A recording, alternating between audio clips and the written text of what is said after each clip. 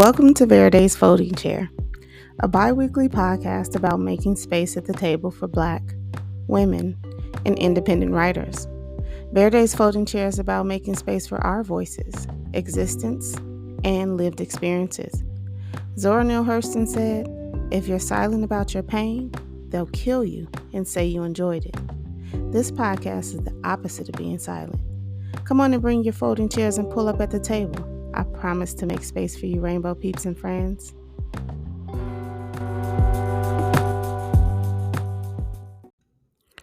So y'all know the deal by now.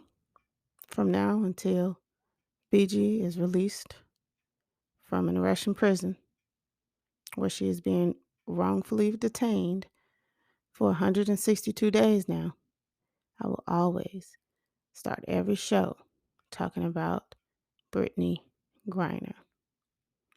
It's been 162 days since Brittney Griner has been wrongfully detained in a Russian prison by the Russian government. Brittney Griner is a political prisoner. If you don't realize this, you're either not paying attention or worse. If you haven't already, please go to wearebg.org and sign the petition. Also, please use your platforms to keep her name lifted up. No matter how big or small your platform is, your voice does matter. So we found out yesterday that the U.S. government has offered a deal to Russia to release an arms dealer in exchange for both Griner and Whelan, without so much as a word from Russia. So this isn't about Griner breaking the law and having to face the consequences of her actions, as so many claim in the comments that I've been reading. This is about a sociopathic dictator using an American citizen, a WNBA superstar, who is known around the world to get a powerhouse government to bend to his demands. There are no rules being followed here. This isn't the American judicial system. Justice isn't being served. Pay close attention. Try to think beyond your biases. Again, sign the petition at wearebg.org. And in the words of Nipsey Hussle, use your platforms. Free BG.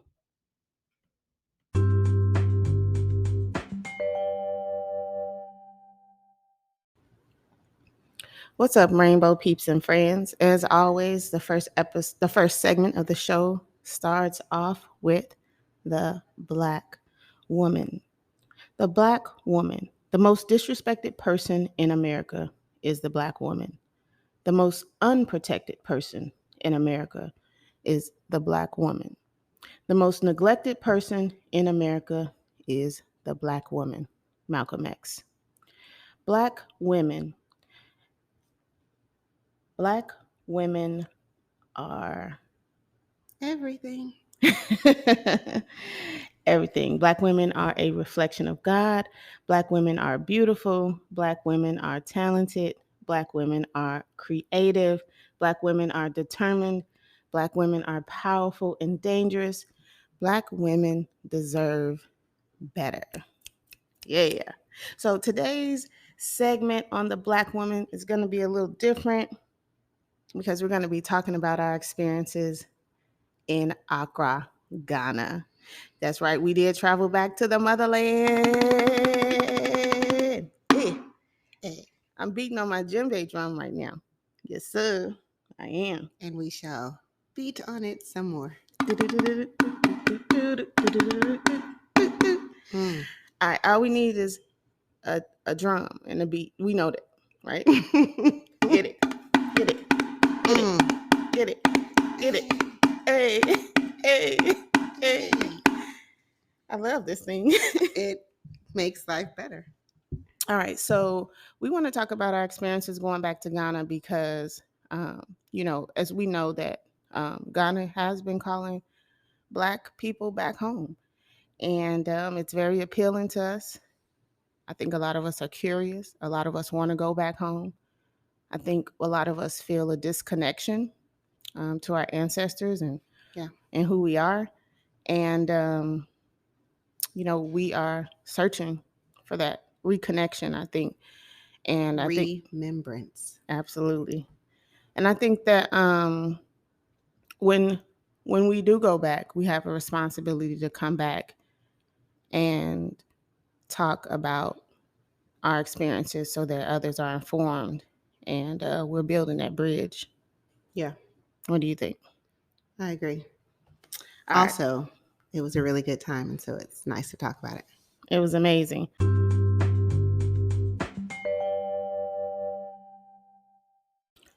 So we got back Wednesday morning after spending, was it, 12 days? Yeah, actually, I think it was Thursday morning because it was like 1 a.m. when we got our bags in Oh, wow. Sacramento. Yeah. And then I went to work at 8. That was a long time. Shout out to Stacy, my cousin, and Jake, our cousin, for allowing us to come visit in Accra, And Ghana. stay in their home. Shout out to the baby cousin for letting us use their room. And Yes, it was amazing. just to be clear about this room was the size of a hotel room with an ensuite, tiling, floor or ceiling to floor windows. It was patio. It was you couldn't ask for more. it was just amazing. So when we got there, it was just we came into the room. We had a basket full of gifts. Yeah. And an envelope full of Sadie, and we were ready to rock and roll. What is Sadie? Sadie is the name of the Ghanaian, their currency. Yeah. So we packed all of our shit up. No, we didn't. We packed our bags and we took our talents. Not our talents. We took our talents to West Africa. I was talented when I arrived there. That's true. Accra, Ghana, to be exact. Right? So let's talk a little bit about that. About arriving? So it was our first trip to Africa. That's true. The trip started off a little bit hectic, right? We got to the airport. In America. And they were like, y'all can't go to Africa. Y'all might never come back. No. But they did say some old BS that was probably arbitrary, quite plainly, obviously, in the end. They said, oh, you showed up here without your original form of payment. We cannot let you board this flight that you paid thousands of dollars for. Thousands of dollars. Even though you have all kinds of forms of identification, the money's paid, received. We know who you are and we know who paid for it, and we know that it's the same person.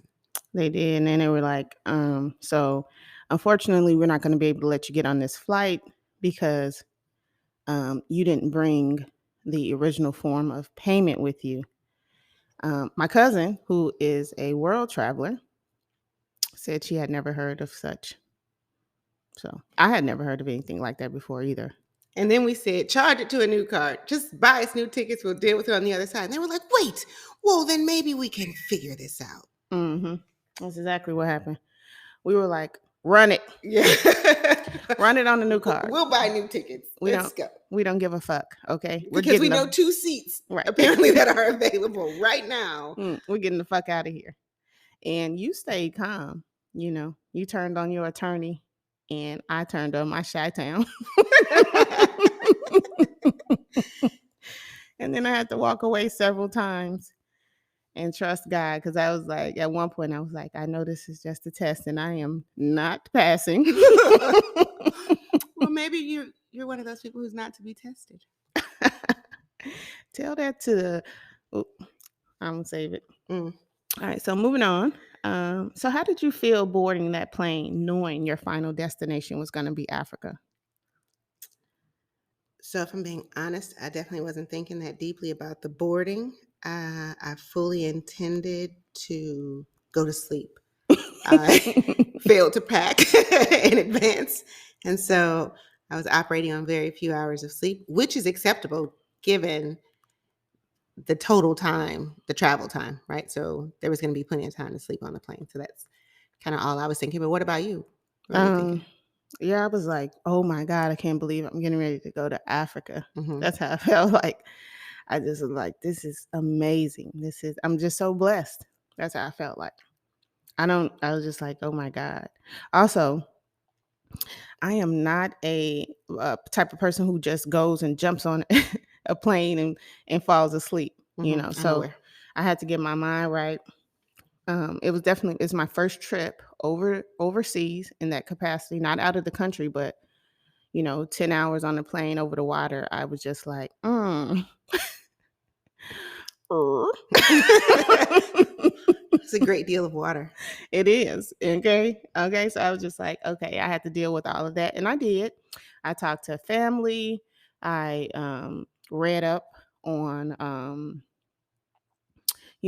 creating a flight plan and understanding how planes work. And all of these different things helped me along with my therapist. Okay. And, and I just didn't let my anxiety or my fear stop me. So for anybody who's struggling in that capacity, because I know I'm not alone, I'm being vulnerable right now. Do it anyway. Yeah. All right. So when we were on the plane flying over Ghana, because when we started to descend, Mm-hmm. we could see a lot of the country. It was just such an amazing view. I can't explain it. Um, I was in awe. You know, we started recording. Yeah. What were your thoughts and feelings? Um, I think there was a little bit of both surprise and pride. Surprise because it looked like developed land Mm-hmm. basically everywhere I've ever been. And that's Yep. just so inconsistent with what we see on TV and the representations Mm-hmm. that we have access to growing up as an African American. And even now as an adult, if I'm not affirmatively looking for positive depictions of the motherland, they don't come across my feed even. Mm-hmm. They certainly don't show up in the news. I don't see them show up even in the um, TV shows, like even in fiction. So, yeah, in that way, it was surprising. Yeah. And then for the same reason, just a lot of pride because, especially Ghana has only had its freedom for since 1957 or something like this.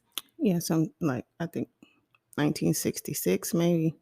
I have to look it up to be Okay. exact. I don't know. But not very long. I mean, your mom It's was, older. yeah, it's older. Your mom is older than they've had their freedom. And when they were subject to colonizers, their land was being raped and depleted and Pillaged and plundered and right. And the folks living there, the Ghanaians, weren't the majority of the Ghanaians weren't reaping the benefit. So to see them be resilient and resourceful absolutely. and industrious, it's a Mm-hmm. lot of pride. Yeah. Um, yeah, thanks for saying that. I agree.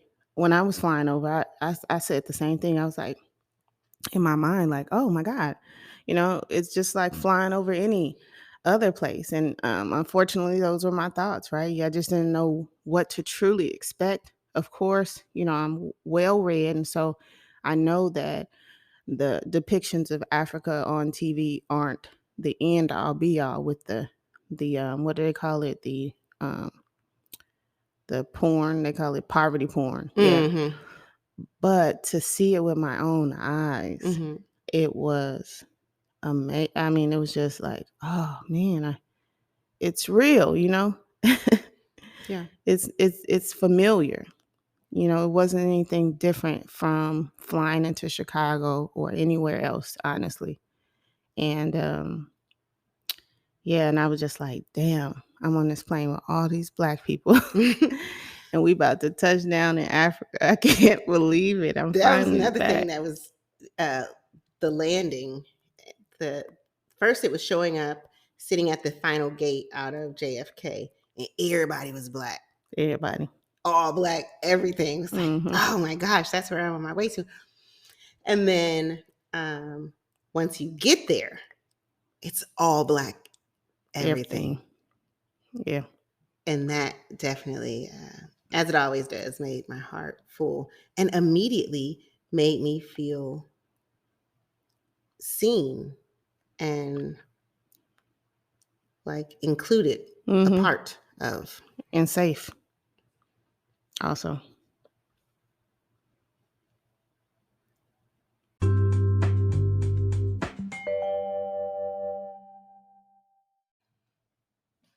Okay, so you said safe, and there's some definitely a level of truth to that. But then there's also the fact that we weren't married while we were in Ghana. Mm-hmm. That Yeah. wasn't an option. There were no public displays of affection. There wasn't the standard, even picture that we take when we arrive somewhere where we're close together and we're happy Looking and like a couple. looking like every other couple. So why not? It's really, well, because their laws say that I could be uh, jailed or Mm-hmm. imprisoned for being queer. And that is definitely not what I flew thousands of miles for. Mm-hmm. Yeah. So in that way, that's definitely an aspect of safety that was missing. Yeah. So, in terms of Ghana, calling black people back home, you know, um, I think that, are you calling us all home or just certain kind of black people home? Because I definitely did my research before we went. And it was very important to me that we, follow their laws. We wouldn't have gone, to be fair, if it wasn't if I didn't have family there. And yeah, that part of the trip was frustrating, and it was sad.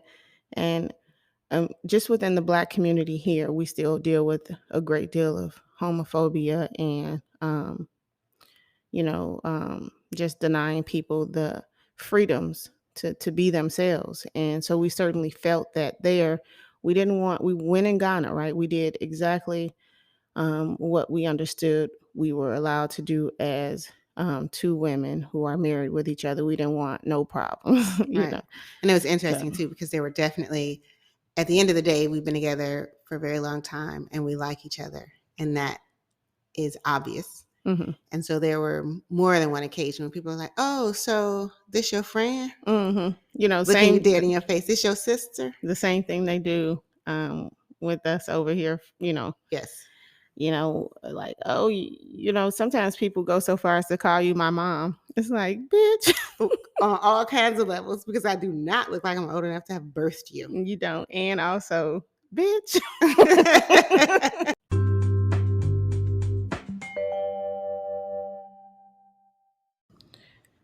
So let's talk a little bit about food as culture and why it was so important to enjoy some of their local staples. For example, the red, the banku with the tomato soup, the ground up soup, the okra stew, and the famous jollof rice, and the goat light soup. Goat light soup. Goat light soup. You said the groundnut soup. I said ground up soup. Yep.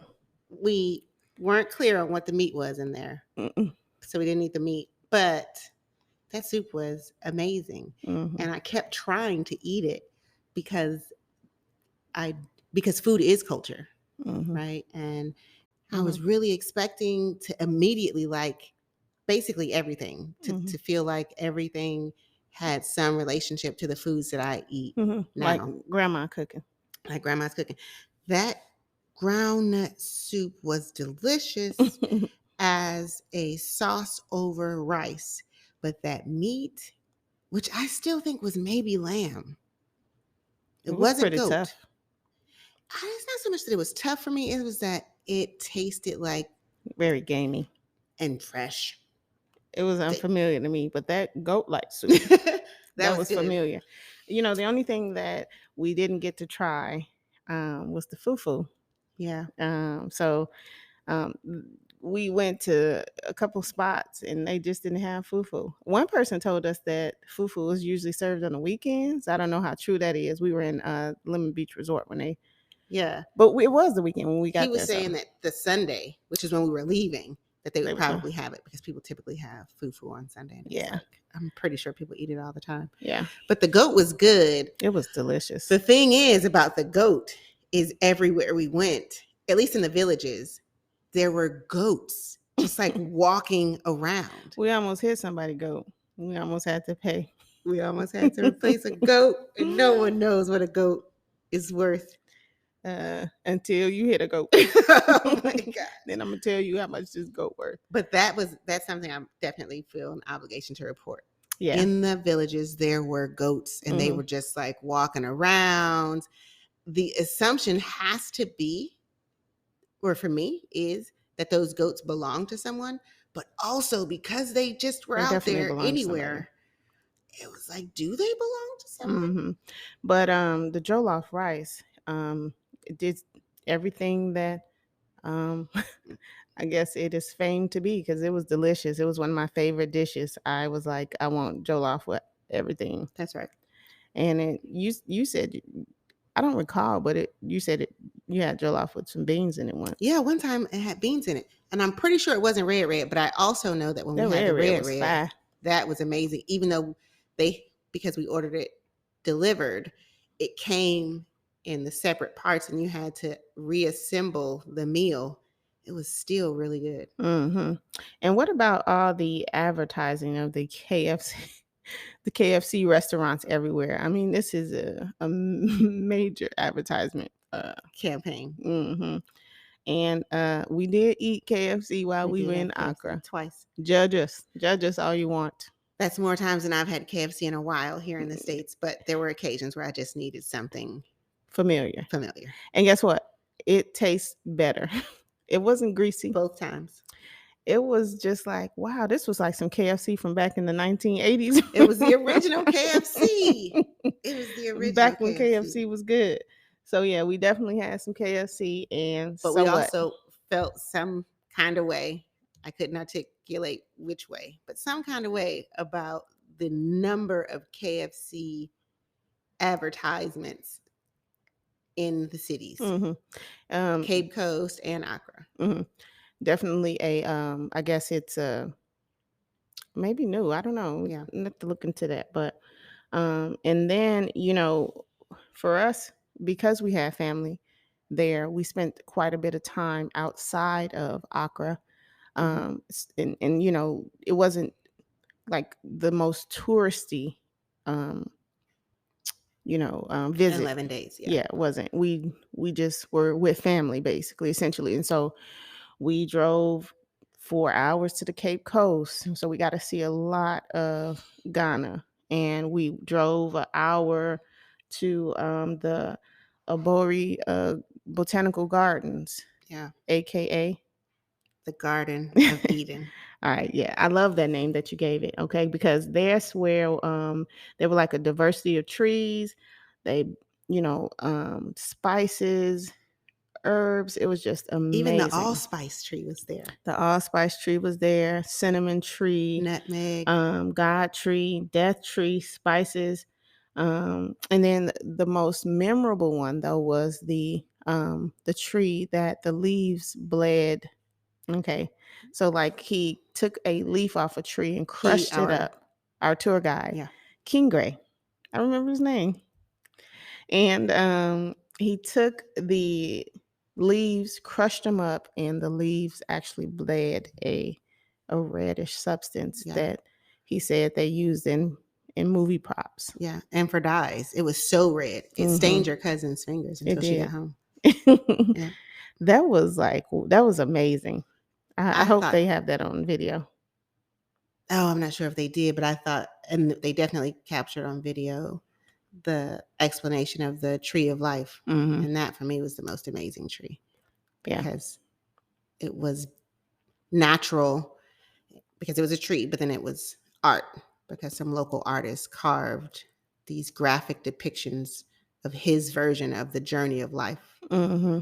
and it was very balanced, like with the good and evil, Yeah. and um, just like filled with um, Stories of family. parable, I think. Yeah. Yeah, family and politician and of course, as is the way in most of the world, the man was always on top. Ah. Interesting. Okay. Okay. But then we also, after we left the Abori Garden, Botanical Gardens. Oh, and speaking of which, at the Botanical Gardens, I was able to take some leaves, which I actually brought back with me because I love me some herbs, some herbal teas. And one of the things he talked about was that they drink this tea from these leaves every morning to keep COVID away. Basically, he said if you do have any symptoms of COVID in your body, that you drank the tea and it would cause you to sweat out, or have a little mild fever and sweat out the symptoms of COVID. So I thought about my little brother because I got him on the herbs, and he was like, "Make sure you bring some herbs back."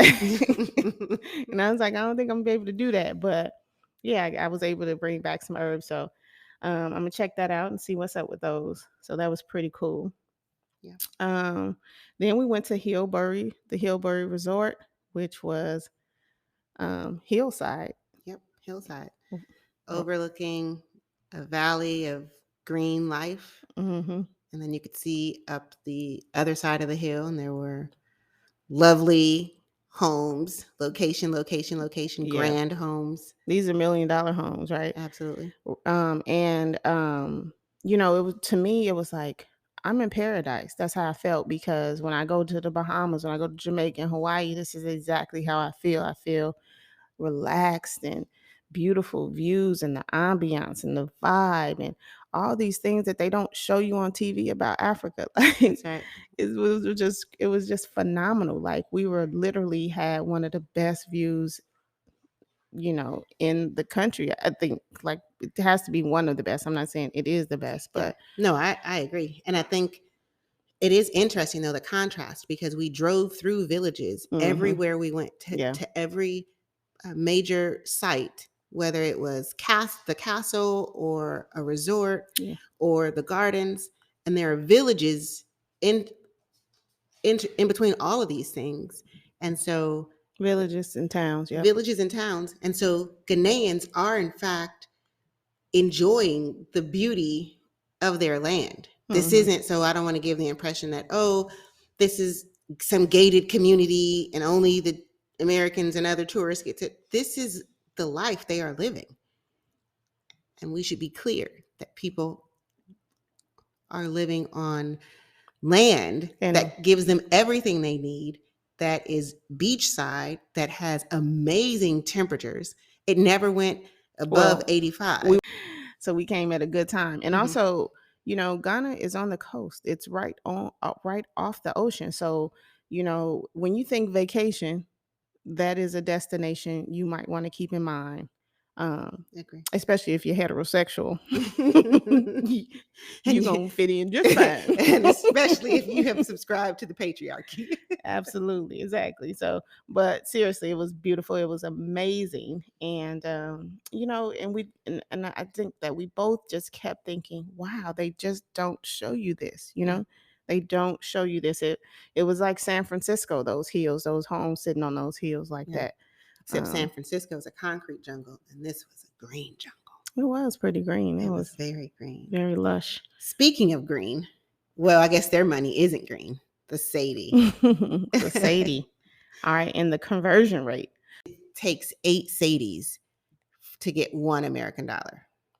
Yes, that's what I meant. Yeah, So I just I wanted to clarify. reversed it. Yeah. Flip it and reverse it. Mm, mm, It's mm, your mm, mm. flipping in there. Make me get my djembe. All right. Okay. So moving on. So that was that, and you know, our dollar went far there. It So did. it It went far. it did go far. That's fair. But at the same time, I definitely experienced the American markup or the foreigner markup on everything I purchased, except if it was in a store and it already had a price tag. And so that was to be expected. That's standard when you go someplace where the value of your dollar is higher. I think what I hadn't previously experienced is there being so many vendors all in one place, all trying to get your attention and ultimately your money. That was overwhelming. That was overwhelming. Yeah. That was over. So heads up.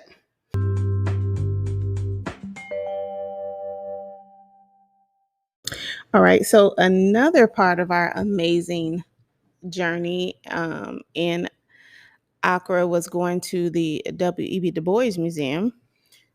Which was interesting because it turned out to be like a relatively quick trip, and Mm-hmm. the grounds were beautiful.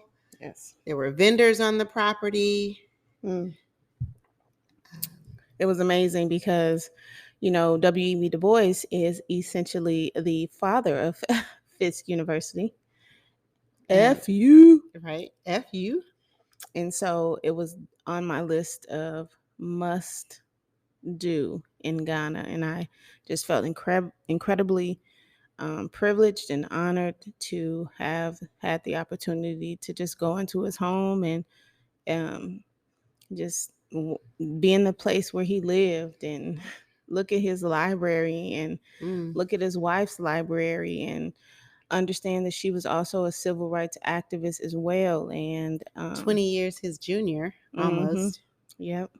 It's interesting. Well, we went into the mausoleum area that is on the grounds of W.E.B. Du Bois's home, where he and his wife are buried. And we sang our alma mater in there Yeah. and just paid homage to Du Bois and his wife. And that was very special to me. It was a good tour. And you've commented numerous times about the impact that the tour guide had on you. Mm-hmm. She was a young lady, full of energy, Mm-hmm. information. Yeah, very inspirational and definitely trying to impress upon a call to action, especially women using our voices and um, remembering how powerful we are and how powerful our voices are, which of course resonated with me because I am on that mission. Which is one of the reasons why I have a podcast. It's like, no, I'm not going to be quiet. That's right. I'm going to make space for myself and I'm going to make space for um, women. So after we left the W.E.B. Du Bois Museum, not the same day, but we drove to the Cape Coast, Yeah. which is also known as the Gold Coast. Why is it known as the Gold Coast? Because it is the universe blessed the soil, rich in gold. Mm, yep. And the Europeans came on over and just took advantage of that. But we drove to the Gold Coast, and it was 4 hours away from Accra. Was So it north? I think it was south. Oh, okay.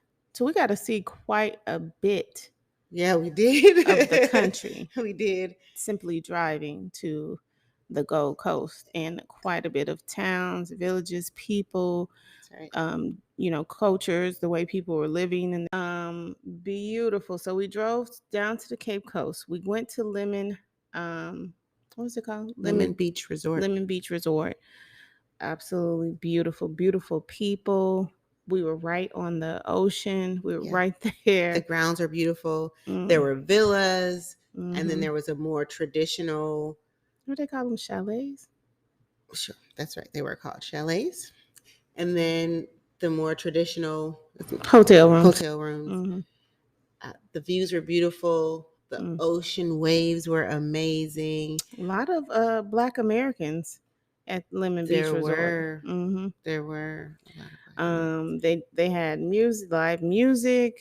We got to including a dance. saxophonist that just showed up out of nowhere. I mean, he was scheduled to be there. He was a surprise to us. They had the fire pit going. It was amazing. It was good vibes, good food, good More good people. food. and we were right there on the ocean and listening to the waves at night, just chilling in Africa, y'all. Right. It was paradise. Yeah, it was pretty amazing. And of course we went to the castles, which was the two things that I had to do in Ghana, was go to the Du Bois home and go to the castles, because I've read so much on it. I just needed to see it for myself, and I knew it was going to be an emotional experience, and it was. What castles are you talking We about? went to the Elmina Castle. Mm, We only went to one castle. I'm not sure I need to go to more than than one castle, but to each his own. right.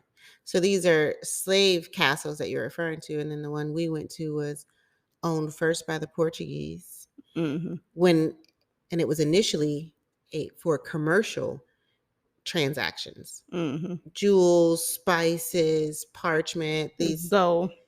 gold, right, minerals. Um, and then once the Portuguese realized, this man's name will escape me, uh, realized that there the value of the African body was even greater than the spices and the silks and the gold, then they started using this castle to house and for the collection and warehousing of slaves or enslaved people. So one of the things we got to see on the tour was the door of no return. Mhm. What'd you think about that? Um, I just felt that it was really sad.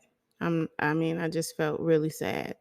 Because it was just like right there in my face, the disconnection. Mm, And that's one of the things that was quite obvious to me while being in Ghana. Not that I know exactly where my ancestors came from. I haven't done any DNA testing or anything like that, but just the disconnection, because the people in Accra, when we spoke to them, they understand who they are and their history, and they're very much connected. yeah. And Going back to older religions that are now starting to fall out of mhm, practice, um, they know symbols yeah, and and languages, languages, they know multiple languages, including English, including right? English. Everyone Then spoke English. and they know. I don't know if everyone spoke English, but everybody we E- talked to. Everybody we talked to spoke English, and I spoke to people in markets, in fast food restaurants, in malls, in the Uber. The boat. It was called boat. Oh, Bolt. That's Mm. right. So, Yeah. And so and also I think that the people we spoke to, when they began to ask us questions about our connection to Africa and our lack of knowledge about the things they were talking about, they just seemed so confused yeah, about it. flabbergasted. Like, wait, you don't know this? You don't know. You don't know nothing. Yeah. And we were like, well, That door of last return was a one way out. There has been an information desert with respect to connecting Black people to any history besides violence and separation. So I think I agree with you that point of no return was the point of separation. It was a physical, violent, permanent break for too many of us. I don't know. I just felt the disconnect in a way that I've never felt before. It's one thing to talk about it and feel it theoretically. It's another thing to be right up on it and right there in the face of it, seeing where it happened and how you were essentially just kind of left behind, really. And it's so interesting too, because for me anyway, the comparison between the drive up and seeing the gold flakes in the soil Mhm. Like these people came from very rich, very resource filled places, and they were stolen. Mhm. They were stolen away from that and taken someplace and forced to try and turn land that was foreign to them into land that was as productive as the land that they'd known. And it's because they had such great success with the land that they were able to become the first successful agricultural farmers in what would become the United States of America. It The comparison between being ripped away and made somebody else's valuable asset and the valuable assets that they were being taken from, that you're right.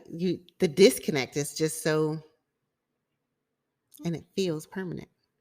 It does. And speaking of which, coming over here and becoming agriculturalists, as you call the enslaved African, Mhm. um, and how today the discrimination Black farmers face is, um, Symptomatic, I don't even know the words. symptomatic, emblematic of the systemic racism of these racist goals that persist, that started around the same time, because the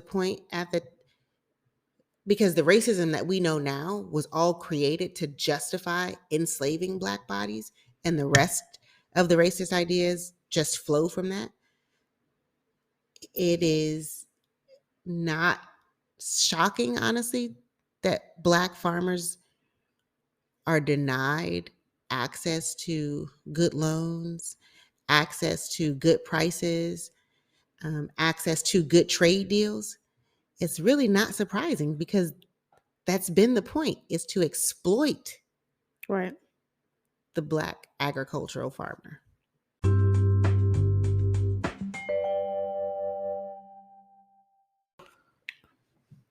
We also learned our African names, right? That's right. Oh, my African name is Efia because I was born on Friday. My African name is Kukua.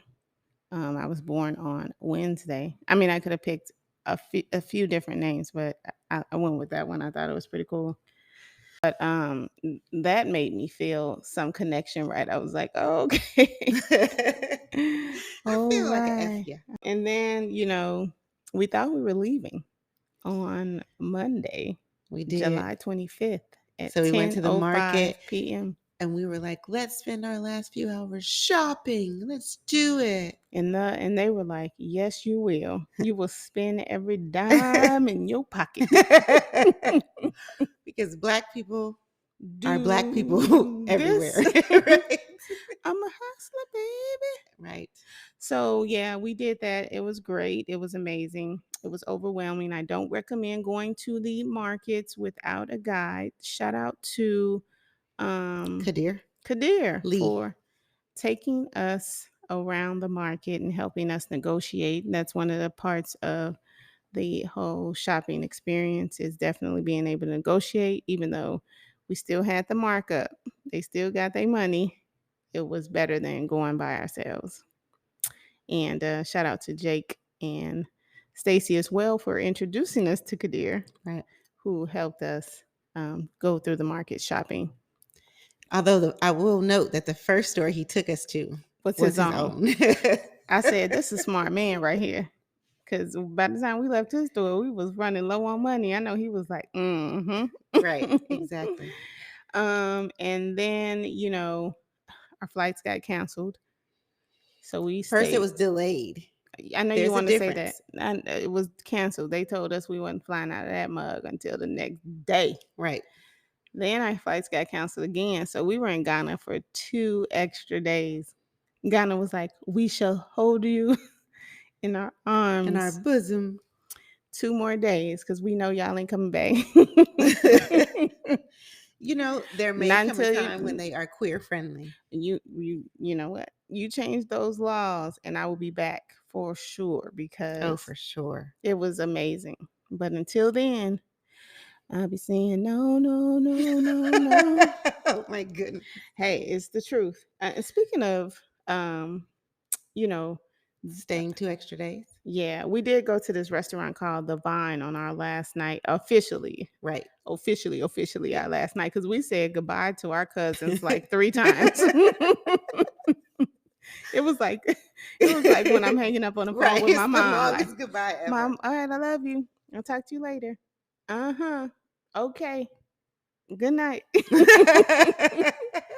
I love you.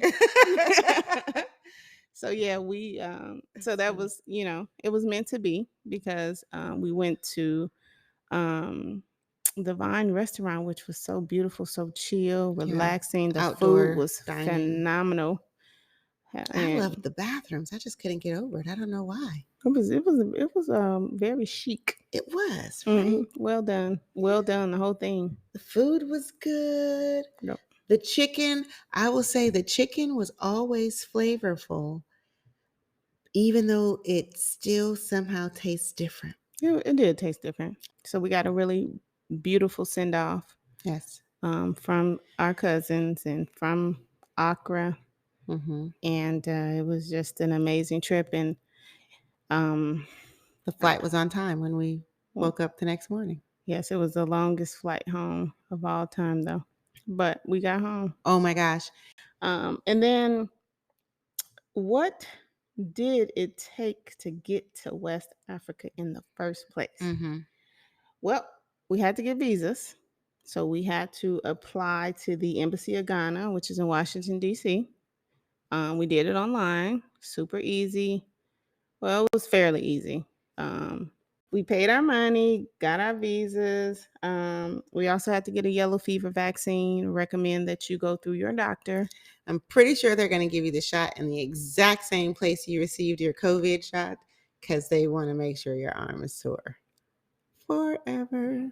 Yeah, they gave it to us in the back of our arm, though. Yeah, okay, that's true. Yeah, it wasn't the same spot, but Mine was sore and swollen for like 2.5 days. yours was pretty bad. But if you wanna, I Not mean, get I yellow guess, fever.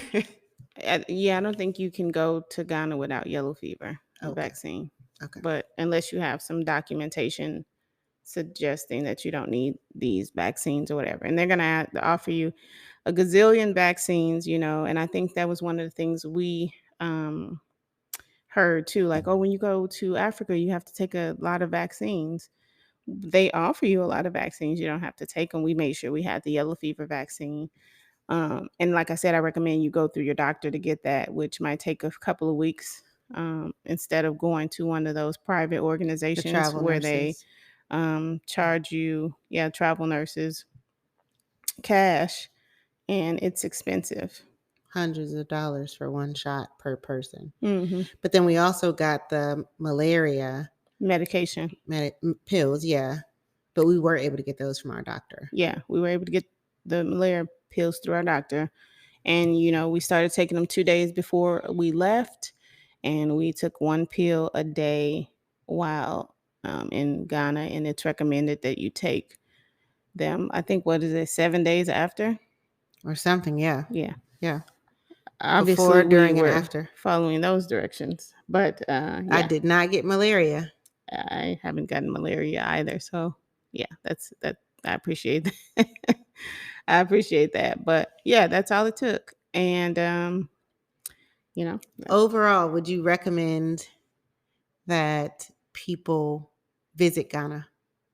um, if you are heterosexual or if you are queer and you don't mind not being queer, um, then yeah, go. If you are heterosexual and you want to go experience a beautiful place, beautiful culture, beautiful food, beautiful people, absolutely. If you are queer and you want that same experience, just don't be queer. Or you can be arrested and or jailed, perhaps beaten But this is not the Maldives where they're handing out lashes. under So that's the lashes. silver lining. Right, because I have done some reading, which is different from research. Okay. I didn't do any research, but I have been doing some reading because Ghana has passed a, well, they're not, they haven't passed it, but they have it in parliament, and they are discussing a new anti-LGBTQ law, which would jail people or make them go to conversion therapy, and continue to outlaw um, just being who you are. But it's not anti-LGBTQ because Well, someone argued that it's not anti-LGBTQ because also in this proposal is no fellatio among heterosexual couples. So there, it's not just about being gay. It's also about having an orgasm. There shall mind be no orgasms. yo motherfucking business. Right. Okay, but on a real note, um, none of us are free until we are all free. And it costs a lot of money to go to Ghana. And I don't want to in the future, and we already agreed that we were no longer going to go to any other countries that didn't allow us to be ourselves. But we wanted to go to Africa. We had an opportunity to go and feel relatively safe because we had family there. I did feel safe. And we wanted to take advantage of the opportunity. Otherwise, we would have not gone if it was just you and I traveling to another anti-LGBT country, because we also went to Jamaica, which is also on the list of anti-LGBTQ countries, because they also have laws that are anti-LGBTQ, that are official laws that can jail you and all those sorts of things. So Fines, yeah. we went there, and after that, we said we weren't going to do it anymore.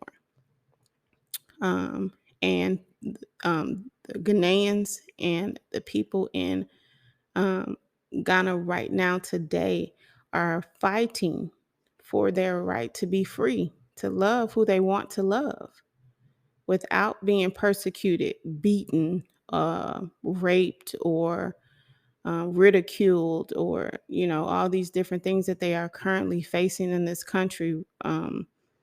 So you know, In fact, you were looking at your reading, and of the 69 countries that you saw identified as having these kinds of laws on the books, the majority of them you said were African countries? majority of them are African countries or adjacent. Yep. Wow.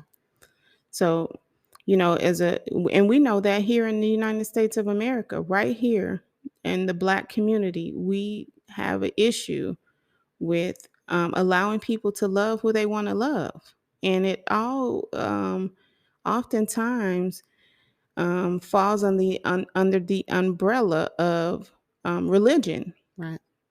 And what's just disgusting and hypocritical is how um, you mistreat people under the name of God, because they are doing something that you don't like, right? And really, what I understand is when people do things that you don't like, you try to, um, redirect them in love, not in hate, right? Right. Or So, also, you pray for them and mind your goddamn business. That's also an option. right. Which at the end of the day, people should be able to love who they want to love. If I'm not hurting anyone, please let me be. And take your value judgments in your house into your prayer closet and share and be in communication with your higher power. Mhm. Because Everybody has their own individual which walk. exactly, which Also, religion says be the person who passes judgment on everyone else?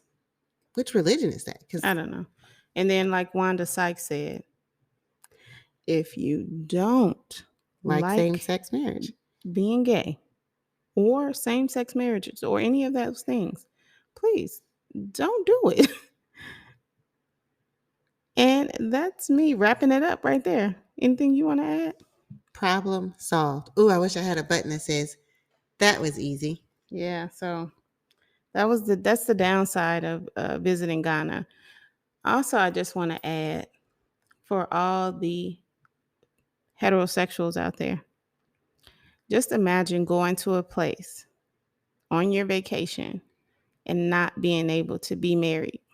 Imagine that. Not being able to hold your partner's hand, not being able to kiss them.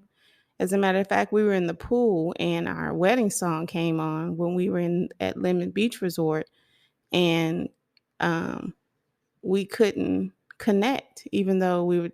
It was just sad, right? Yeah. Because we didn't want to. We felt completely uncomfortable. Okay, we understood what the laws are, so we weren't trying to. I was on vacation. I was not there in protest Mm-mm. to the national laws. Or I wasn't trying to do nothing to do. I'm trying to inform anybody of anything or nothing like that. I don't want no You wasn't trying to conversations. prove nothing. Absolutely not. And our cousins were like, they know that we're Americans, like it should be fine. But we never felt that way. We never felt comfortable enough to be fine with loving each other the way we love each other here. You see what I'm saying?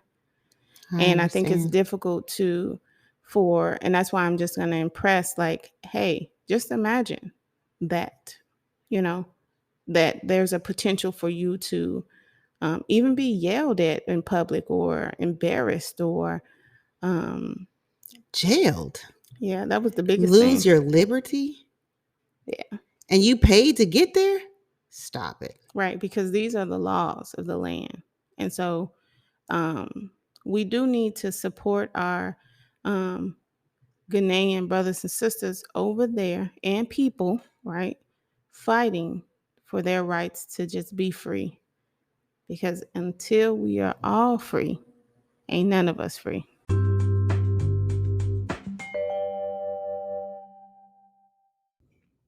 So, the next segment of the show on becoming a writer, my writing process, a woman, a better human being.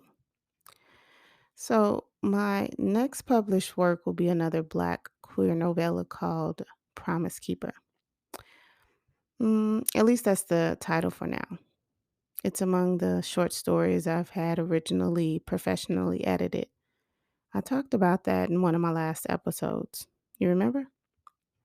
Um, but as I said then, I want to make the story even better, so I have to go through and add more meat to the bone, if you will. So with that being said, I got to be honest. I don't really like editing and rewriting. It's not my favorite part of the writing process. Just a part of the process of getting down to the details of the story and the exactness of the story. And I've been procrastinating about it. My goal is to have this story published and available by the end of the year. I really need to get to work on rewriting and finding an editor. Carrying it around with me everywhere I go, unfortunately, won't get the story rewritten. I know I'm not alone as a writer, though, or even as a creative. There's usually some part of the work that is more challenging for you than others, right? So I ask you, Rainbow Peeps and Friends, what do you do to overcome your challenges when creating? Please share some of the tricks of the trade with me. Share what you have found helpful. Don't keep it to yourself. Share it in the comments. Talk to me. You know the saying, each one, teach one, right?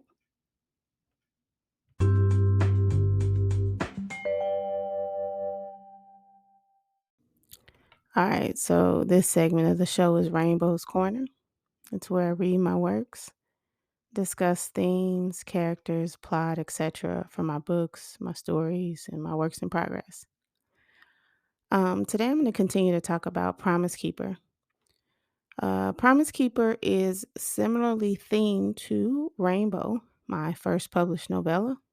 um, which is why these stories were initially supposed to be a collection of short stories. The main character is a young Black girl who is on a journey of trying to make space in this world for herself, of trying to leave a legacy that she believes matters, and to make sure she's fighting for what she believes in and not what she thinks others think she should be fighting for. I think coming of age stories and stories of self-discovery are truly stories that are instrumental to Black women who are in the queer community because of the myriad of challenges we face being stamped as marginalized and as a triple minority. So, Rainbow Peeps and Friends, I hope to have a copy of Promise Keeper in your hands or on your devices before the year ends. Pray with me.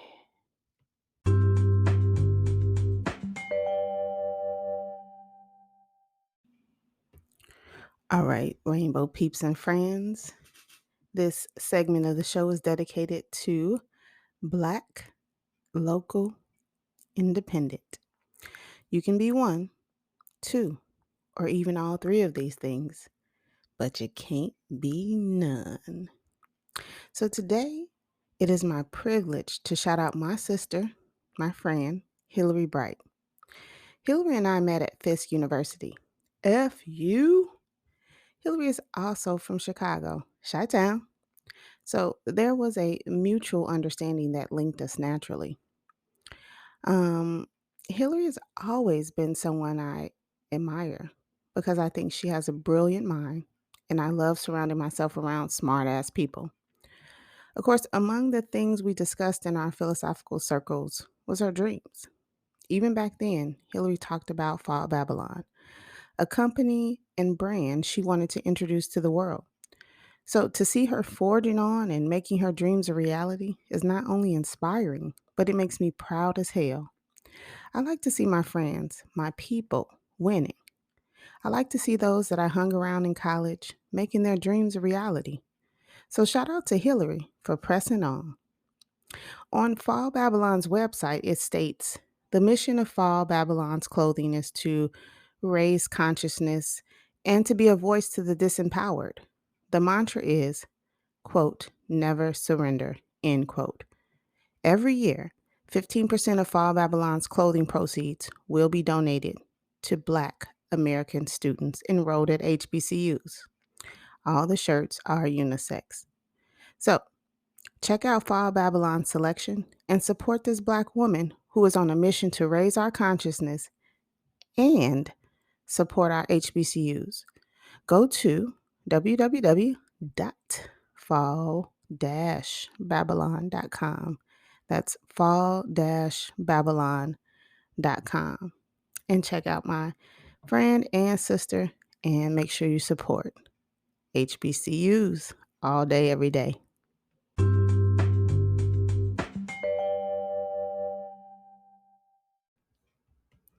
All right, Rainbow Peeps and Friends, you know what time it is.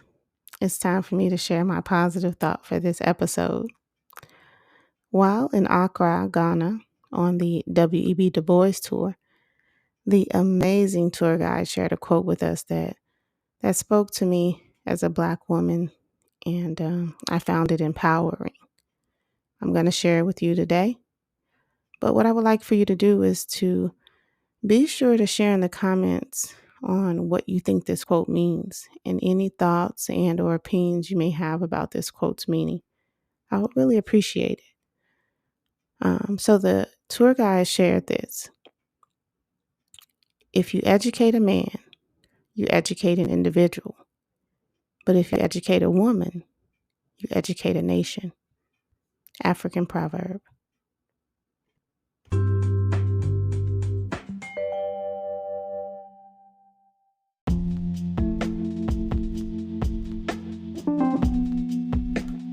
All right, Rainbow Peeps and Friends, be sure to share in the comments your thoughts on today's positive thought on that quote. I am really looking forward to hearing from you. I'd really appreciate your feedback on this one. Peace.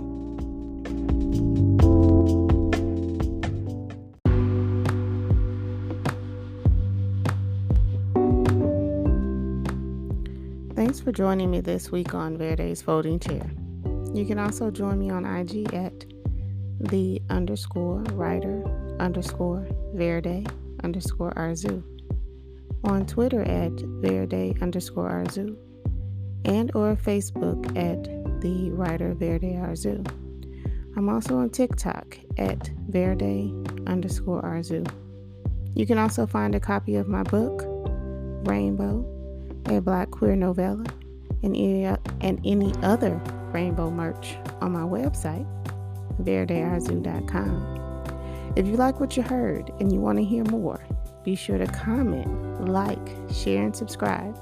I appreciate you, Rainbow Peeps and Friends, as always. And remember, if they don't give you a seat at the table, bring a folding chair. Thanks for listening.